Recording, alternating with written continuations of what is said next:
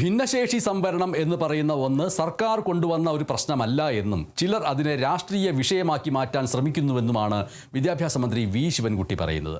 ഈ പ്രശ്നം തീർക്കണമെന്നാണ് സർക്കാരിൻ്റെ ആഗ്രഹമെന്നും വി ശിവൻകുട്ടി പറയുന്നു. ഭിന്നശേഷി പ്രശ്നം യഥാർത്ഥത്തിൽ ഒരു ഗവൺമെന്റ് കൊണ്ടുവന്ന ഒരു പ്രശ്നമല്ല. ഭിന്നശേഷി വിഭാഗത്തിൽപ്പെട്ട സംഘടനകൾ ഹൈക്കോടതിയിൽ കേസ് ഫയൽ ചെയ്തു. ആ കേസ് ഫയൽ ചെയ്ത ശേഷം ഭരണഘടനയൊക്കെ ഉദ്ധരിച്ചുകൊണ്ട് അവർ കേസ് വാദിച്ചു.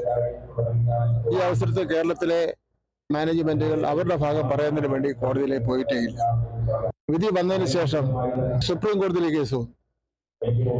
സുപ്രീം കോടതിയിൽ വന്ന അവസരത്തിലും പ്രോപ്പറായിട്ട് ഇത് വാദിക്കുന്നതിന് വേണ്ടി ഒന്നും തയ്യാറായില്ല. അങ്ങനെയാണ് ഇത് രാഷ്ട്രീയ പ്രശ്നമേ അല്ല. ഇത് കോടതിയും നിയമവുമായിട്ട് ബന്ധപ്പെട്ടുള്ള പ്രശ്നമാണ്.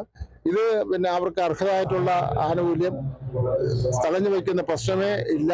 ഗവൺമെന്റ് അങ്ങനെ ഒരു നിലപാട് സ്വീകരിക്കുന്ന പ്രശ്നമേ ഇല്ല.